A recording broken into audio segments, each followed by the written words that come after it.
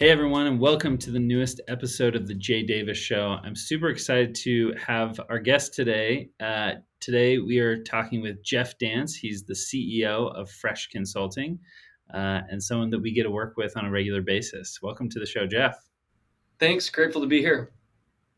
Well, do you want to give everyone kind of a background? At PillCube, we work with Fresh, and you guys are one of our partners on a project, which we're super excited about. But why don't you give the listeners kind of a background on your experience? Sure thing. I'll just start with the company, and and then I'll share some personal details as well. But I started my company in 2007, kind of the first kind of great recession, or right before that, and we were trying to help companies take advantage of new technology. Like, it wasn't that long ago that we didn't really, have smartphones or the cloud or the dynamic web. It really wasn't that long ago, but about that time is when all this new technology was coming out. And I left Deloitte Consulting, where I was a strategy consultant, helping companies like Apple Computer and others just be part of a strategy team and kind of learn more about consulting. And I was trying to help companies take advantage of what was new, what was fresh, and approach it from a different perspective. And that was the genesis of Fresh Consulting, of trying to help companies stay ahead, kind of stay relevant when so many things were changing so rapidly around them. And that's been the how we've grown the company and kind of stuck with that initiative. I actually grew up in the Seattle area. Went out to school in Utah and really enjoy the slopes. Still do. But I'm now still, my company's in Seattle, and we have 5 offices, but about 425 people more or less. But Seattle is sort of home and sort of headquarters. Yeah. Uh, well, how did you, as you made that shift? I think that's something that a lot of people think about who are in a job. They all of a sudden start saying like, "Okay, I'm interested in maybe doing my own thing." What was that like? And can you go back to kind of that time period and tell us like what was that thought process for you? Like, okay, I'm thinking of going out on my own. Was it just more natural, or was it more strategic and thought out? I think I've always wanted to be like an entrepreneur, and I think it started as a paper boy, to like delivering papers, collecting the money, and then I created to get through college. I created a painting company. I painted houses and learned how to like have a team and like invoice customers, and I kind of always had that knack. I ended up when I got a master's in accounting of all things, because at BYU it was a good program for school. I decided, I realized that there was a lot I didn't know, and I realized like, oh, the more I got into it, the more I realized I didn't know, and then I was like, oh, that kind of, in some ways, sort of stopped the drive of like, hey, I just need to get out there and create something. And it was like, hey, I have a lot to learn, and so going into consulting first was awesome, because I got a lot of exposure to what I knew and what I didn't know, and I realized that there was a lot more to learn. But that bug kind of was still with me. And so when all the new, technology was kind of coming out, and I didn't see Deloitte's strategy team really doing anything with it, going like, hey, this is going to change the world. These are dramatic things that are going to have monumental shifts, and they were kind of slow to the game. I was like, oh, this is a good time to kind of try. And originally I was thinking of trying to go to Stanford for an MBA, and I was like, well, they like entrepreneurial experience. Why don't I start something, and then and that'll be good experience going into Stanford. And when I left, I wasn't successful right off the bat, and that kind of I had an interest of trying to make it successful, and then I ended up getting my own MBA through just the School exposure of of Hard Knocks. School of Hard Knocks, exactly, especially starting in a recession. But I at that time I was concerned about, oh, I'm going to start another services company that's consulting, and so I didn't feel like I could do that at Deloitte, because I felt like it would be competitive. So I did feel like I had to leave in order to start something, such that sometimes you can kind of like experiment with something while you're still working someplace, and that way you reduce the risk. But I felt like I had to leave, and that way I wasn't, I was abiding by kind of my employment agreement. Yeah, that's awesome. What was it like going through that in the midst of a recession? Uh, any learnings that you gained from that experience?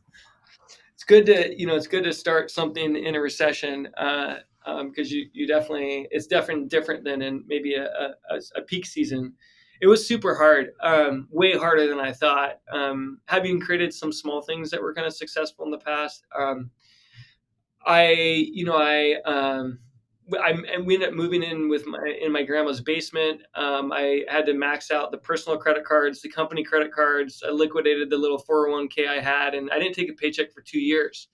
And it was hard. And I went in with the mindset of building a company that was going to do more consulting and advise on technology. But we ended up building a company that was part creative, part technical, part business, and doing more execution because that's what businesses were buying. So we had to kind of adapt to like what companies were paying for. And during a recessionary time, companies are still interested in evolving and adapting themselves. But I had to quickly adapt kind of how we were positioning ourselves. Yeah.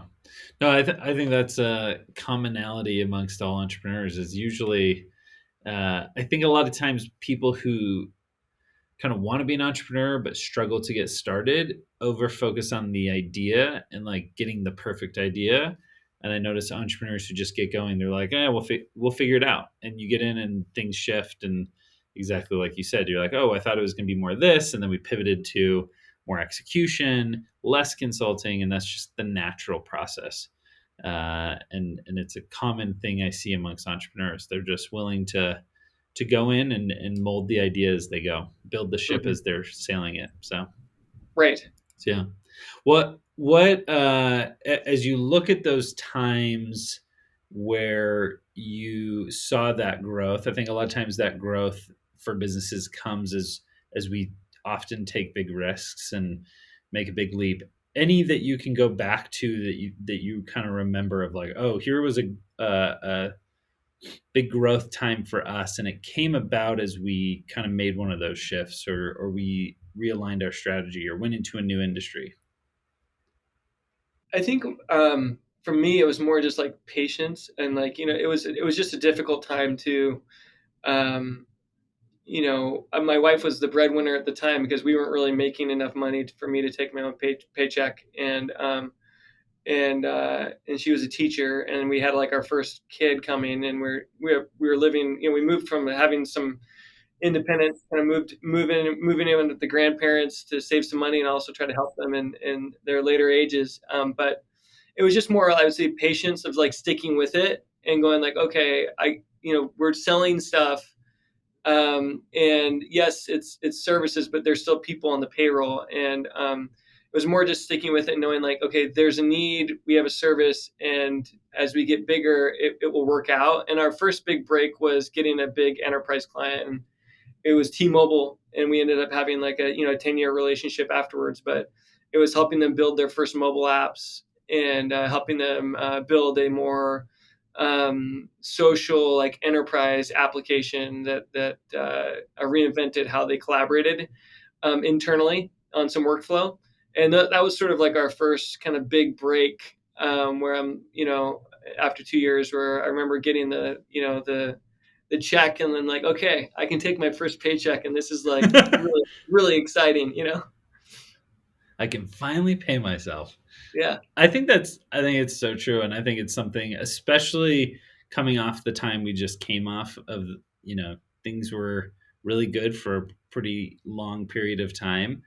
I think that's something that I'm noticing a lot of people kind of remembering is we kind of went through this period where everyone was just kind of going after that really fast pop, and then they'd exit and make tons of money and leave. And I think we're now going back to a time where it's a refocus on like, do you love the craft of starting businesses, running businesses, and are you willing to do it for 20, 30, 40 years? You might have that quick pop, but if you don't, are you willing to stick through it? And I constantly remind myself of that, of like, hey, a lot of these businesses I've started are 3, 4, 5 years old. And that's not a very long time. You're 16 years into fresh, and uh, seeing a lot of, I'm sure, continued growth, but it takes time to build something. And 16 years is kind of almost just getting started as well. Like you look at the length of a lot of businesses.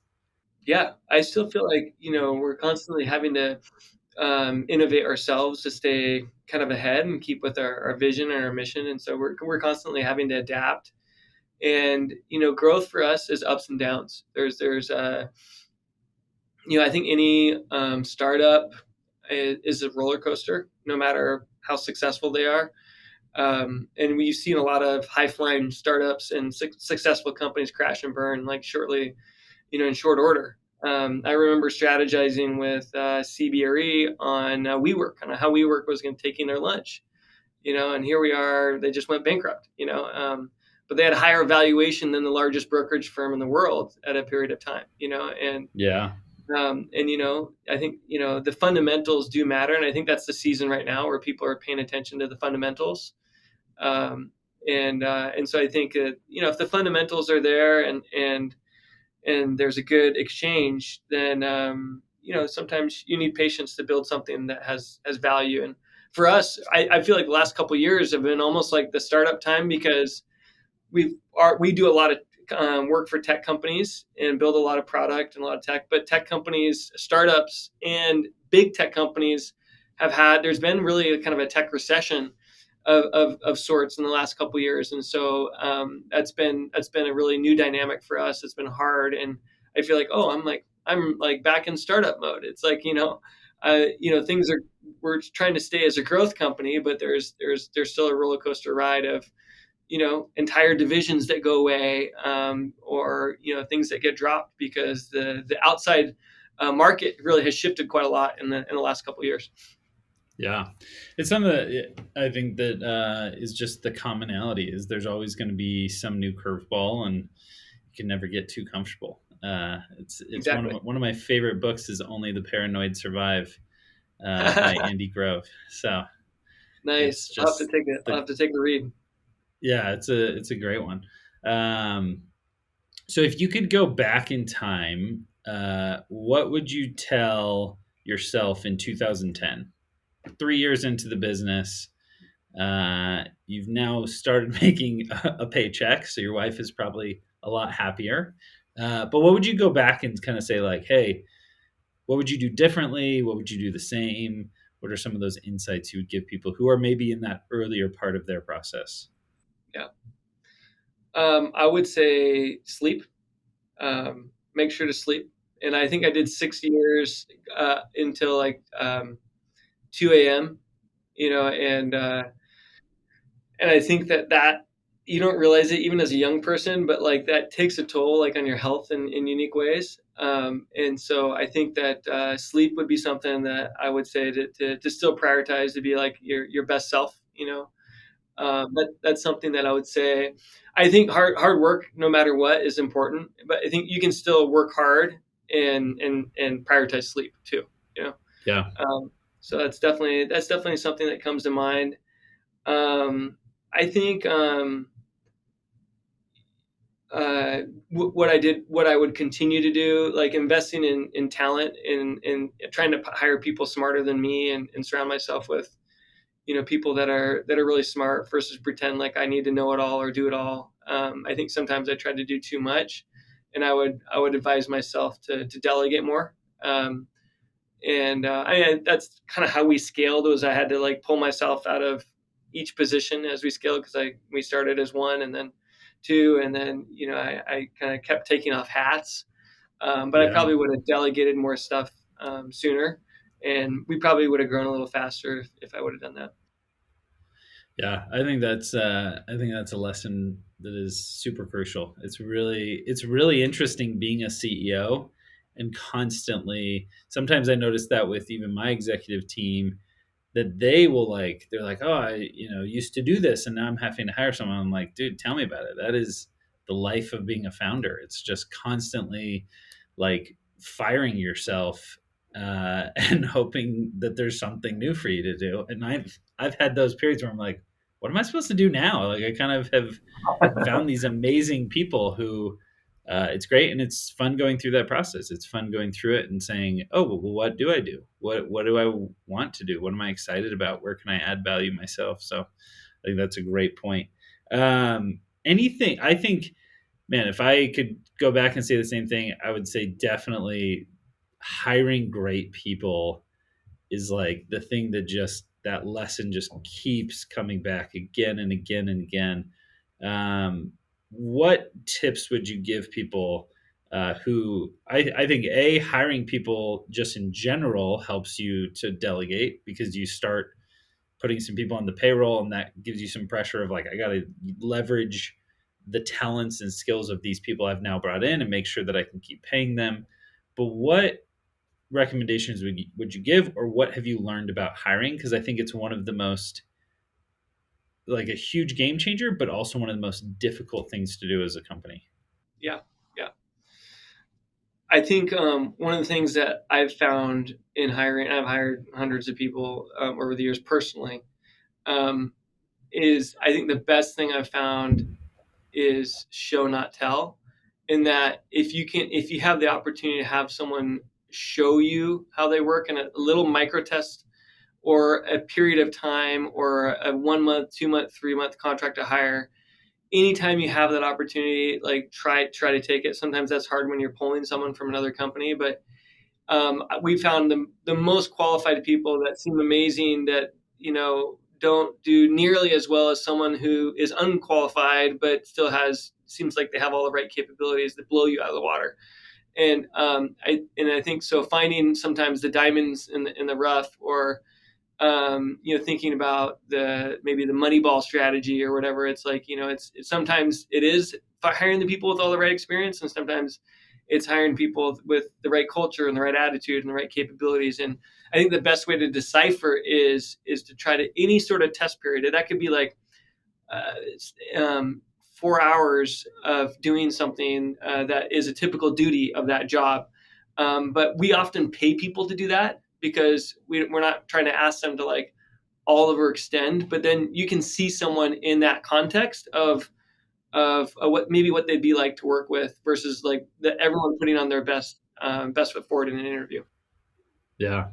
Well, I can personally attest you guys are great at hiring people because you have an amazing team.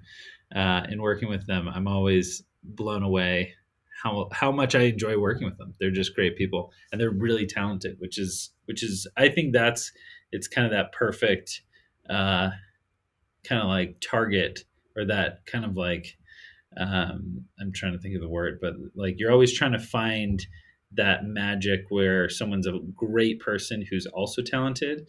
I think Simon Sinek has that quadrant of like you want people who have the right talent but also the right mindset, and it's tough. That's tough, and it's not. I think finding someone who's smart but also kind is not doesn't Yeah, always pair together neatly, and so that's been part of our profile is people that are smart and kind and that want to grow. And it's hard to decipher if someone's humble or not, but if they want to grow, then typically they have more of a growth mindset and they're going to be a little bit more yeah, humble about learning. yeah. No, I think that's great advice. It really is. Hiring is, I think, if I could go back, like I said, I would just go back and give tips on hiring people. Like, here's how to hire. Here's how you should create a process. Because it's really easy to fall into the traps of like hire friends and hire people you Yes. know, and don't go through a process. Just like kind of grab whoever's available, and then all of a Yes. sudden you're like, oh, I'm. That's not always the best process. So Yeah, I think that's it's sort of a go be a little bit more thorough, plan a little bit more, go slow to then go fast later on. But key hires, especially in a startup, you get the wrong key hires and it could kill your company. Or get the right key hires and have run up a little bit of a process, and that could be what catapults you forward. yeah. Well, and it's also hard because there's so many. I think there's so many times where, exactly like you said, the things are uh, often counterintuitive. So you'll or paradoxical of like, okay, we're only going to hire people who have the best experience. And sometimes that is the perfect person to hire. And sometimes that person who, like, on paper is not a great fit, you meet them and you're like, oh, you're a genius. You're just, Yep. and you're amazing to work with. One of my favorite stories is Steve Jobs has that story where this guy came in, he was like a software developer and pitched him. And he was like, it was the worst interview I've ever been in, like just horrible. And they just told him no. They're like, hey, I don't think it's a good fit. And then he went downstairs in the headquarters of Apple and saw the guy kind of sitting over in the corner looking very like dejected. And he goes over and talks to him and is like, hey, man, like, you don't need to worry. Like, you'll kind of giving him some encouragement. Like, you'll find a great job. And the guy was kind of telling him, I feel like I didn't do a good job of explaining what I can do and my capabilities. And so I'm just disappointed in myself. And Steve was like, yeah, well, what can you do? And he showed him, he's like, well, let me show you this like thing I developed. And he pulled up his Apple computer and showed him the dock, like the magic dock that like disappeared and appeared if you put the mouse by it. And Steve was like, okay, you're hired. And it was that example of like, he just, I think a lot of times people don't always present the best, but if you can see what you do, we always say if there's any way to date before we marry, like you said, sometimes that's hard if you're trying to poach someone from a big company and they're like, I can't really come, I can't leave my job for a 1 month consulting contract. But if there's any way to do it, it's super helpful. Super helpful. So, so what's next for Fresh? Like, you guys have accomplished so many things. You have this awesome team, a large team, approaching 500 people. Where do you want to head? Like, how do you think through that? And how much of that process do you do by yourself, and how much of that process do you work with other people? Because I think that's something that's sometimes hard for founders. For sure.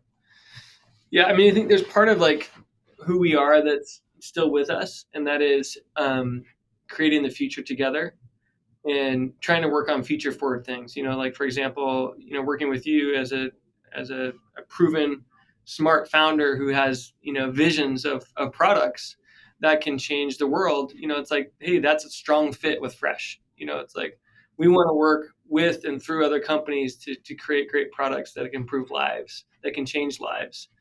And so truly working like we consider ourselves an innovation company, which is sort of a loaded word, as you know. It's kind of like the word love. It can mean lots of different things for people, but it is creating something new that has value, that ends up having true value. And so we want to continue to do that and to do really world changing things or community changing things. Like sometimes you have to have a certain size and scale to be able to have kind of the breadth and depth. And so there is an element of us that's size. It's getting big enough that we can attract the right types of companies that have really innovative ideas like you, and then others that are really innovative companies that want to stay ahead. So like right now we work with a lot of the big tech companies, and they also want to stay ahead and invest in the future. And so a part of us is sticking to who we are and continuing to build in this sort of the innovation capability, a depth and breadth that allows us to do really meaningful, innovative work. And then another part of our future is it's focusing on some of the areas where we see meaning and innovation together. So, for example, healthcare is sort of can be a dry area, but there's a lot of opportunity for meaningful work in the product development space, like medical product development space, where there's going to be a lot of game changing things. And so that's an area of focus of ours, one of our 5 kind of focus areas as we go out into the future. Another one is space, space and aerospace. Inside the aerospace industry there's a lot of meaningful innovation that's happening right now. And we're focused there. And then manufacturing is another focus for us because of the robotics and automation that's happening, where a lot of this work is coming back to the U.S., back to Mexico from China and other places, and people are thinking about what can they do here, and then also how they continue to leverage the supply chain that exists, where they can get economies of scale. And so we're trying to target basically industries that are offer some stability, but also still offer a lot of innovation. So, but that centers around our kind of our origins of like staying fresh with technology and trying to be an innovative company that does meaningful work. Obviously, AI is we're having to adapt right now because of everything that's happening on the AI front, and so adapting is part of our mission as well. Yeah, no, it's awesome. I think that's what's fun to. That's one of the fun parts of innovation is you get to kind of deal with what's possible and what could be created or what could be next, and it That gets really requires exciting. failure, as you know. Like Oh yeah, is failing fast and knowing that that's okay. yeah, Um, yeah, and I think we struggle with that as founders is to kind of let go of something when it needs to yeah, be let go, but then to push on something when we know, oh, look, those experiments are really turning out right, so we got to double down. yeah. No, it's definitely true. It's I think all founders we kind of hold on to things and we're like, I should just this isn't working, but you're like, no, I can make it work. It's kind of Because you've made it work in that other belief. ways, right? Yeah. Yeah. Yeah, so it can be very tricky to know when you're like, and sometimes what's really hard is from the outside, no one can tell. I think the project we're working on with you guys was definitely something that my team for a long time was like, Jay's nuts. Like that is crazy. I mean, the things you're talking about doing with sleep and AI and like that is nuts. And we're bringing all this stuff together, and it's fun seeing like man, things I was saying 2.5 years ago, like, oh, we'll be able to do this with AI and sleep. Like, oh, it's working. Like the fresh team has figured out ways to do it. Uh, and then there's other projects we've done in the past 2 years where it looked from the outside like it would work, and then it ended up customers were like, yeah, we just don't want it, you know. Yeah. And that's hard. That's I That's think hard. what can be challenging is it can feel almost the exact same, Mm. um, but once you dive in and really, I think I notice you got to talk to customers and really give them the permission to be honest, um, and be good at knowing when you're onto something and knowing when you're not. It's exactly like you said. Learn from those failures. So, is there any projects? And I know it's always hard because sometimes you can't talk about stuff. But are there any projects maybe from the positive side that you were like, man, I don't know if this is going to go. Maybe wasn't going to come together, or you were unsure if it would come together. That then ended up working and kind of surprising you. Um, it's a good question. I think we have been working on the robotics front, like robotics platforms to support robotics integration with robots and humans, and we've had this theory around that need. The market's been a little slow to kind of get there, but it's we've kind of stuck with it, kind of worked on some internal product development, and just now, we've started to see a lot more customers say like, hey, we need this, and so that's been fun to kind of say, okay, we played the long road for a few years, and we're starting to see some fruits. But I think in our space, we work with we work on 100 projects a year, and so we do see some failure, and it's like you go in, you design something perfect, or you build something that's top notch, but you're always reacting, like you said, to customer demand, and I would say in our work sometimes we're like, we're unsure on this, but we get surprised by how successful it is, or we're like, oh, this Yeah, thing is going to sail and be amazing, but then it just doesn't quite have the traction, and it leaves you a little frustrated. Can't control the market, but you can control how you adapt and respond to customers' reactions. And sometimes it's a quick pivot, and sometimes it's a let's go big, and sometimes it's I gotta just drop it completely. yeah. Any insights or any maybe tools that you use as you're evaluating ideas, or testing ideas that have helped you to know, kind of build maybe on some of those gut instincts of like the robot stuff. Like, hey, I'm seeing this, this, and this, and so therefore I'm still very bullish on it. Yeah. Generally, we believe in like front loading the intellectual work of projects and really trying to like do a lot of intellectual thinking and working up front in products or projects. And that involves some customer validation where you're listening to customers or talking to customers, interviewing customers, trying to glean those insights, maybe simulating some market tests. But at Fresh, we have a philosophy around how we go about thinking. We have built some technology around it called Invent Value. But we ideate alone first, and then we bring those ideas together and look for emergent kind of possibilities, and then we converge and we try to evaluate the thinking. And so we have different methods of evaluation. Like one method is just like impact versus effort, or another method is trying to put an ROI, a light ROI, like a napkin ROI on something.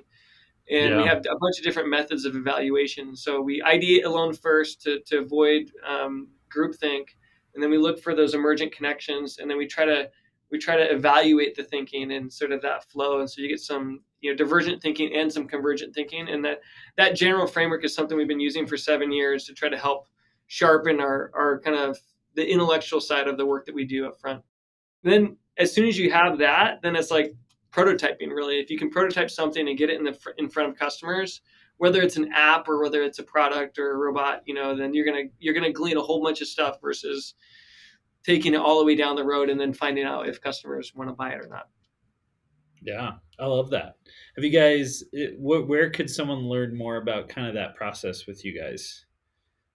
Well, generally, like the you know the design thinking process is something we've sort of automated with our internal tool called Invent Value, but it generally follows that design thinking process, which is to diverge, emerge, and then converge.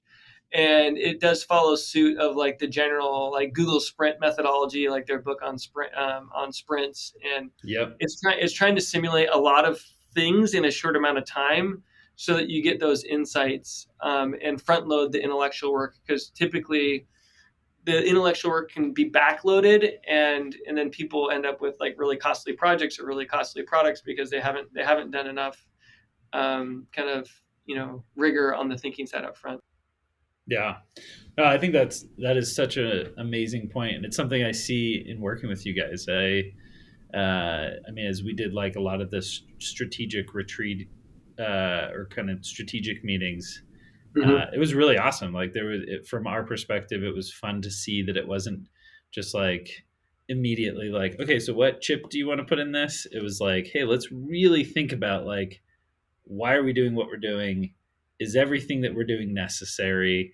What can we get out? To the point where it's been so great seeing that process that sometimes I'm like, man, this has been really like streamlined and easy. Maybe like, are we doing something wrong? Because this is, but it's great. But I go back to it. I'm like, no, like I go through it, and we're holding to those original principles that we outlined, which was, like one of ours was, we don't want customers to think about this process or trying to use willpower and self control, because one of our core philosophies is that by the time people are in bed, there is no kind of like self control because they're exhausted. Mm. And so they shouldn't have to be making decisions of like, oh, I should really go to bed. And so I need to be disciplined and put my phone away. And that core reason is why they're struggling. And so we need to overcome that, not depend on it. And that was all outlined in that initial process of, what are the core things we believe and are going after. Nice. So Yeah, it's I think awesome. that it's. You guys walk the walk. Thank you. Well, I think that it's like it's balancing the notion of like that intellectual rigor and trying to frame up those fundamental beliefs that you stick with that gives you an anchor, while also going down the road and prototyping and testing and being able to adapt, be able to move.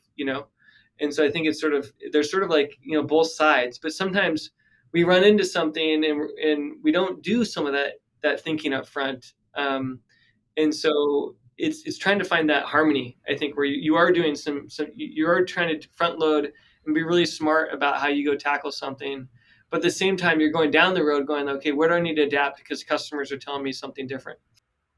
Yeah. Yeah. I think it's such a great point. I always notice whenever someone comes to me and is so passionate about what they're solving, I think that's always such a good sign compared to like from an investment standpoint. Anytime someone pitches me and is like, "We're going to be rich," I'm like, "Oh boy, this isn't going to work," because it's usually not. You know, if you're going after money, you should do something else besides startups. It is not the reason to be an entrepreneur. It's that you love solving problems and you love uh, creating solutions that change people's lives. I think that is the drive, and it has to And that be. creates the success later on. It's the byproduct, Yeah, essentially. The success is the byproduct, yeah, not the motivation that made you successful. I love it. Well, usually we kind of stick to 20 minutes, and we blew way past it. It was so fun talking. Thanks for coming on and being a guest and getting to share some of your wisdom from all of your experience. Thank you, Jay. It was a pleasure to be with you. Look forward to Thanks more again. collaboration. Yeah, we're excited. Thanks so much. Thank you.